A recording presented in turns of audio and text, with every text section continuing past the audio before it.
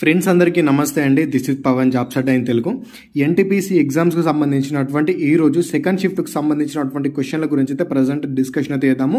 First షిఫ్ట్కి సంబంధించినటువంటి video అయితే చేశాను, బట్ ఆ వీడియో కింద చాలామంది ఎగ్జామ్ రాసి వచ్చిన వాళ్ళు ఇందులో క్వశ్చన్స్ అడిగినే లేవు అలా అని చెప్పేసి కామెంట్ అయితే చేస్తున్నారు. సో మీకు ఒక రిక్వెస్ట్ ఏంటి అంటే, ఒకవేళ మీరు ఎగ్జామ్ రాసి వస్తే కనుక మీకు వచ్చిన క్వశ్చన్స్ ఏమైనా ఉంటే మీకు తెలిసి ఉంటే కింద కామెంట్ చేయండి, ఓకేనా? అలా చేయండి, కానీ రాలేదు చేయలేదు. ఎందుకోసం అంటే నాకు చాలా రకాల ఇన్ఫర్మేషన్ ఎక్కడి నుంచో గ్యాదర్ చేసుకొని నేను వీడియో చేస్తున్నా. నేను ఎగ్జామ్ రాయలేదు కదా, ఏ క్వశ్చన్ వచ్చింది ఏ క్వశ్చన్ రాలేదు అని చెప్పేసి. అందులో మేజర్గా మనకు అవకాశం ఉన్నటువంటి క్వశ్చన్స్ ఏది ఉంటుంది, ఖచ్చితంగా అడిగినటువంటి క్వశ్చన్ ఏది ఉంటుందో వాటిని పాయింట్ ఆఫ్ వ్యూ వేసుకొని నేను వీడియోతో చేస్తున్నా. దయచేసి అర్థం చేసుకోండి. ఒకవేళ మీరు రాసినటువంటి క్వశ్చన్స్ కనుక మీకు గుర్తుంటే కనుక ఒక్కొక్కసారి కింద కామెంట్ అయితే చేయండి, ఒక అలాంటి ప్రయత్నం చేసే ప్రయత్నం అయితే చేయండి ప్లీజ్. దయచేసి నెగిటివ్గా మాత్రం ఏం చేయకండి. ఇక ప్రజెంట్ మన దగ్గర ఉన్నటువంటి అప్డేట్ ప్రకారం ఈ రోజు వచ్చినటువంటి మిగతా షిఫ్ట్ల క్వశ్చన్స్ గురించి అయితే ప్రజెంట్ డిస్కషన్ చేద్దాం. దీని తర్వాత థర్డ్ షిఫ్ట్కి సంబంధించి కూడా చెప్తాను. సో మీరు ఇంకా టెలిగ్రామ్లో జాయిన్ అవ్వకపోతే టెలిగ్రామ్లో జాయిన్ అవ్వండి.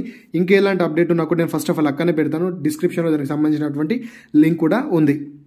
ఇక ఫస్ట్ క్వశ్చన్ చూసుకున్నట్టయితే 106వ రాజ్యాంగ సవరణ ప్రకారం 106వ రాజ్యాంగ సవరణ ప్రకారం అంటే దేనికి సంబంధించి అని చెప్పేసి క్వశ్చన్ అనమాట. సో దాని గురించి నేను మీకు బ్రీఫ్గా చెప్తాను. 106వ రాజ్యాంగ సవరణ అనేది లోక్సభలో అదేవిధంగా రాష్ట్ర సభలలో మహిళలకు 33% రిజర్వేషన్లకు సంబంధించినటువంటి అమెండ్మెంట్ అనమాట. సో దానికి సంబంధించినటువంటి రిలేటెడ్ క్వశ్చన్. ఇంకో విషయం ఏంటంటే ఈ షిఫ్ట్ 2 అనేది కూడా, ఈ సెకండ్ షిఫ్ట్ అనేది కూడా బాగా టఫ్గా వచ్చిందని చెప్పేసి కూడా చాలా మంది అంటున్నారు. ఒకవేళ మీరు రాసినట్లయితే కనుక మరి మీకు ఏ రకంగా అనిపించింది క్వశ్చన్ పేపర్ని కూడా ఒక్కసారి కింద కామెంట్ అయితే చేయండి. ఇక నెక్స్ట్ క్వశ్చన్ చూసుకున్నట్లయితే జస్టిస్ బిఆర్ గవై ఎవరైతే మన ప్రస్తుత సుప్రీంకోర్టు ప్రధాన న్యాయమూర్తి ఉన్నారో అతను ఎన్నవ ప్రధాన న్యాయమూర్తి అని చెప్పేసి క్వశ్చన్ అయితే అడిగినారు. సో ఇతను ప్రజెంట్ మనకు 52వ ప్రధాన న్యాయమూర్తి అన్నమాట. సో నేను మీకు క్వశ్చన్ అడుగుతున్నాను, 50వ ప్రధాన న్యాయమూర్తి ఎవరో ఒకసారి కింద కామెంట్ అయితే చేయండి. ఇక నెక్స్ట్ చూసుకున్నట్లయితే ఆ కింది వాటిలో బంగాళాఖాతంలో కలిసే గంగా నదికి ఉపనది కానిది ఏది అని చెప్పేసి క్వశ్చన్ అడిగారు. సో నేను ఆల్రెడీ లాస్ట్ వీడియోలో కూడా గంగా నదికి సంబంధించినటువంటి ఉపనదుల యొక్క ఫోటో పెట్టాను. ఇప్పుడు కూడా ఇక్కడ ఒక ఫోటో పెడతాను చూడండి. దానికి సంబంధించి ఆప్షన్స్ ఏంటో నాకే తెలియదు, బట్ క్వశ్చన్ అయితే ఇదే అవునా కాదా అన్న ఉద్దేశంతో పెట్టినాను. ఎందుకు పెట్టినంటే లాస్ట్ షిఫ్ట్లో కూడా గంగా నదికి సంబంధించినటువంటి ఒక క్వశ్చన్ అయితే వచ్చింది. మరొకసారి ఇక్కడ మ్యాప్ పెడుతున్నాను. ఈ మ్యాప్లో మీరు గంగా నదికి కుడివైపు నుంచి ఎడమ వైపు నుంచి ఉన్నటువంటి ఉపనదులు ఏంటో అది కూడా చూసుకోండి, ఓకేనా? నెక్స్ట్ చూసుకున్నట్టయితే 1555లో సికిందర్ షా సూరిని ఎవరు ఓడించారు అని చెప్పేసి క్వశ్చన్ అనమాట. ఈ యొక్క సికిందర్ షా సూరిని హుమాయూన్ అయితే ఓడించడం అయితే జరుగుతుందన్నమాట. ఇదొకటి గుర్తుపెట్టుకోండి. ఇక నెక్స్ట్ చూసుకున్నట్టయితే పొడి భూమి అని దేనిని పిలుస్తారు? దీని పొడి భూమి అంటే ఏంది? వైట్ ల్యాండ్స్ అన్నమాట. ఈ వైట్ ల్యాండ్స్ అని దేని పిలుస్తారు అంటే చాలా తక్కువగా వర్షపాతం ఉన్న ప్రాంతాలు, అదేవిధంగా నీటి వనరులు పరిమితంగా ఉండి వ్యవసాయానికి కష్టతరం చేసే ప్రాంతాలు ఏవైతే ఉంటాయో వాటిని మనం డ్రై ల్యాండ్స్ అంటాము. సో ఇక్కడ వ్యవసాయం అనేది కొంచెం తక్కువ మోతాదులో అయితే ఉండే ప్రయత్నం అయితే ఉంటుందన్నమాట. ఇక నెక్స్ట్ క్వశ్చన్ చూసుకున్నట్లయితే ఇక్కడ జాగ్రత్తగా చూడండి. 2024 నాటికి గ్రామీణ ప్రాంతాల్లో హర్ ఘర్ జల్ యోజన ఎంతవరకు పూర్తయింది? ఓకేనా, 2024 సంవత్సరం నాటికంట గ్రామీణ ప్రాంతాల్లో, ఎక్కడ గ్రామీణ ప్రాంతాల్లో, పట్టణ ప్రాంతాల్లో కాదు, హర్ ఘర్ జల్ యోజన ఎంతవరకు పూర్తయింది అని చెప్పేసి క్వశ్చన్. మీకు ఇక్కడ నేను రెండు చెప్తా చూడండి. ఇక్కడ మీకు ఆప్షన్స్లో 80% ఉన్నా 80% పెట్టండి, 80% లేకుండా ఇది ఒకటి ఉంటే మాత్రం ఇది పెట్టే ప్రయత్నమే చేయండి, ఓకేనా? దీనికి ఆన్సర్ వచ్చేసి మాత్రం 80%. బట్ అది కాకుండా మీకు ఒక ఇది ఇచ్చినా కూడా దీన్ని పెట్టండి, ఏది ఉంటుంది ఇది గుర్తుపెట్టుకోండి. ఇది ప్రజెంట్ కరెంట్ అప్డేటెడ్లో ఉన్నట్టు క్వశ్చన్ నెక్స్ట్ షిఫ్ట్లో కూడా రిపీట్ అయ్యేటటువంటి అవకాశం కూడా ఉంటుంది. వీలైతే దీన్ని ఒకసారి మీరు గూగుల్ చేసి కూడా చెక్ అయితే చేసుకోండి. ఇక నెక్స్ట్ క్వశ్చన్ చూసుకున్నట్టయితే మహానదికి సంబంధించినటువంటి పొడవు ఎంత అని చెప్పేసి క్వశ్చన్ అడిగారు. ఈ మహానది అనేది ఒడిశాలో అయితే ఉంటుందండి, గుర్తుపెట్టుకోండి. మరి దీని యొక్క పొడవు ఎంత అంటే 900 కిలోమీటర్లు అయితే దీని యొక్క పొడవు అయితే ఉంటుంది. ఒకవేళ మీకు 800 నుంచి 900 మధ్యలో ఈ రకంగా ఆప్షన్ ఉన్నా కూడా ఇలా కూడా పెట్టేసేయండి. ఇక నెక్స్ట్ క్వశ్చన్ చూసుకున్నట్టయితే సింధు జల ఒప్పందంలోని ప్రధాన నది ఏది? ఇప్పుడు మనకు ఇండస్ వాటర్కి సంబంధించినటువంటి ట్రీటీ అయితే ఉంటుంది కదా, ఇప్పుడు పాకిస్తాన్కు ఇండియాకు సంబంధించి ఈ సింధు జల ఒప్పందంలోని ప్రధాన నది ఏంటి అంటే సింధు నదే ప్రధాన నది, ఓకేనా? ఒకవేళ మీకు ఆప్షన్స్లో సింధు నది కాకుండా ఏదైతే చీనబ్ కానీ జీలం కానీ ఇట్లా ఏది ఉన్నా కూడా వాటిని పెట్టేసేయండి. ఓవరాల్గా చూసుకుంటే మనకు సింధు నదికి 5 ఉపనదులు అయితే ఉంటాయి కదా, సో అది చూసుకోండి. అందులో ముఖ్యమైన నదుల్లోకి వెళ్ళి ఒకటి చీనబు జీలం అనేది కూడా మనకు ముఖ్యమైనది కాబట్టి ఒకవేళ మీకు ఆప్షన్స్లో ఇవి ఉన్నా కూడా పెట్టే ప్రయత్నం అయితే చేయండి, ఒకవేళ సింధు నది లేకపోతే. ఇక నెక్స్ట్ క్వశ్చన్ చూసుకున్నట్టయితే మనకి బూకర్ ప్రైజ్ 2024లో ఎవరికి వచ్చింది అని చెప్పేసి క్వశ్చన్ అనమాట. ఈ బూకర్ ప్రైజ్ వచ్చేసి మనకు 2024లో సమంతా హార్వేకి రావడం అయితే జరిగింది.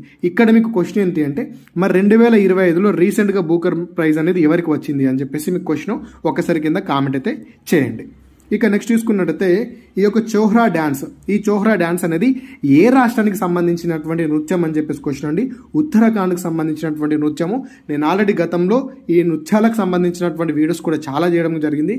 వాటికి సంబంధించినటువంటి లింక్స్ పెడతాను కింద, ఒకసారి చూడండి. ఏ రాష్ట్రానికి సంబంధించినటువంటి నృత్యం ఎలా ఉంటుంది అని చెప్పేసి కూడా మీరు చూసుకుంటే రానున్న షిఫ్ట్లలో కూడా మీకు అటు నుంచి క్వశ్చన్స్ అడిగేటటువంటి అవకాశాలు కూడా ఉంటాయి. నెక్స్ట్ చూసుకున్నట్టయితే మనకి కెమిస్ట్రీ నుంచి మెండలీఫ్ ఆవర్తన పట్టికకు సంబంధించినటువంటి ఒక క్వశ్చన్ అయితే అడిగిండ్రు అనమాట. అదేంటి అంటే మెండలీఫ్ ప్రకారము అన్ని మూలకాలు ఎలా అమర్చబడ్డాయి అని చెప్పేసి క్వశ్చన్. సో దీనికి చూసుకున్నట్టయితే దీనికి ఆన్సర్ వచ్చేసి బేస్డ్ ఆన్ అటామిక్ మాస్, అంటే పరమాణు ద్రవ్యరాశి ఆధారంగా ఈ మూలకాలన్నీ కూడా అమర్చబడ్డాయి అని చెప్పేసి గుర్తుపెట్టుకోండి. వీలైతే ఒకసారి క్వశ్చన్ని చూడండి, చెక్ చేసి అయితే చూడండి. ఇక నెక్స్ట్ చూసుకున్నట్టయితే కంప్యూటర్కి సంబంధించినటువంటి మనకు ఒక క్వశ్చన్ కూడా అడిగిందండి.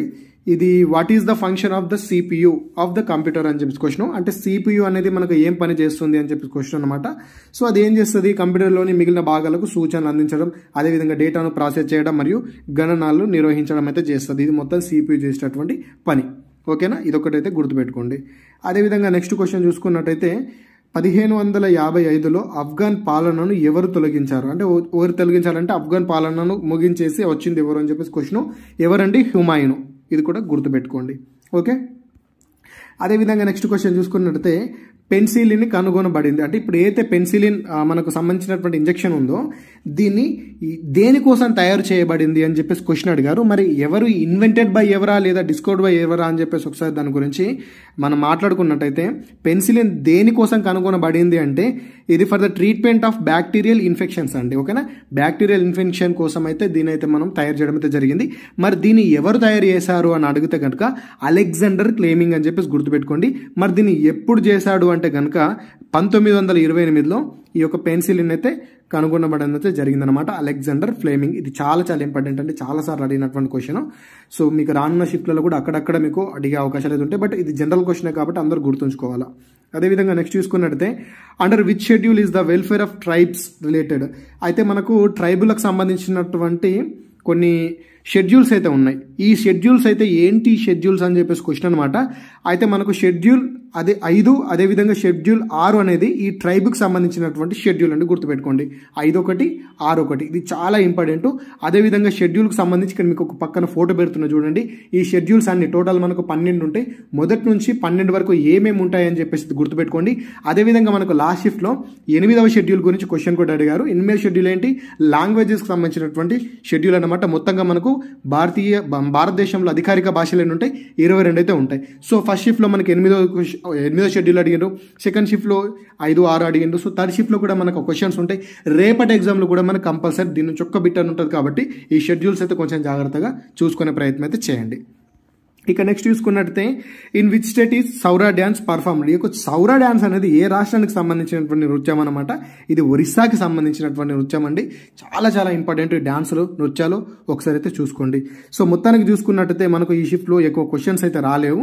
అది వచ్చినటువంటి క్వశ్చన్స్ నీట్గానే చెప్తున్నాను. సో నేను గతంలో చాలా రకాల వీడియోస్ అయితే చేశానండి. నేను వీడియోసే కాకుండా వాటికి సంబంధించినటువంటి ఎక్స్ట్రా ఎక్స్ప్లెనేషన్ కూడా పెట్టాను. వీలైతే నేను వాటిని ఆ లింక్స్ కూడా కింద పెట్టే ప్రయత్నం చేస్తాను. వీలైతే ఒకసారి చెక్ అయితే చేసుకోండి. అది ఓల్డ్ వీడియోసా లేదా ఫస్ట్ వీడియోస్ అని కాదు, కాకపోతే ఏంటంటే అందులో ఉన్నటువంటి సమాచారం చాలా ముఖ్యమైనది. కాబట్టి ఒక క్వశ్చన్ రిలేటెడ్గా చాలా రకాల సమాచారం అయితే నేను అక్కడ పెట్టడం అయితే జరిగింది. వీలైతే మీరు అది చూస్తే మీకు చాలా హెల్ప్ అయితే అవుతుంది. ఒకసారి చెక్ చేసే ప్రయత్నం చేయండి. ఒకవేళ మీకు ఎగ్జామ్ అనేది ఒక 1 వీక్ తర్వాత ఉంది, ఇంకొన్ని రోజుల తర్వాత ఉంది అంటే మీకు చాలా బెనిఫిట్ అయితే మన వీడియోస్ ఒకసారి అయితే జాగ్రత్తగా చెక్ అయితే చేసుకోండి. అదేవిధంగా ఇన్ఫర్మేషన్ మీకు యూస్ఫుల్ అనిపిస్తే కనుక కింద కామెంట్ చేయండి. అదేవిధంగా ఇంకోటి ఏంటంటే కంప్యూటర్కి సంబంధించినటువంటి క్వశ్చన్స్ కూడా ఈ మధ్య అడుగుతున్నారు. బేసిక్ కంప్యూటర్ క్వశ్చన్స్ అని చెప్పేసి మీరు యూట్యూబ్లో చెక్ చేసినా కూడా మీకు నార్మల్ క్వశ్చన్స్ అయితే వస్తే పెద్ద డీప్గా పోదు, పైన క్వశ్చన్స్ అడుగుతున్నారు. కాబట్టి ఒకవేళ పైన చూసుకునే ప్రయత్నం అయితే చేయండి. దయచేసి ఎగ్జామ్ రాసిన వాళ్ళు ఎవరైనా ఉంటే ఒకసారి మీకు అడిగిన క్వశ్చన్స్ కూడా కింద కామెంట్ చేయండి. నేను వాటిని పిన్ చేసి పెట్టే ప్రయత్నం అయితే చేస్తాను. ఇదన్నమాట. ఇన్ఫర్మేషన్ మీకు యూస్ఫుల్ అనిపిస్తే వీడియోని లైక్ చేయండి. అదేవిధంగా మీ ఫ్రెండ్స్కి షేర్ చేయడం మాత్రం మర్చిపోకండి. అందరికీ రిక్వెస్ట్ ఏంటంటే కంపల్సరీ వీడియోని లైక్ చేసే ప్రయత్నం అయితే చేయండి. Thanks for watching. అందరికీ ఆల్ ది బెస్ట్. జై భారత్.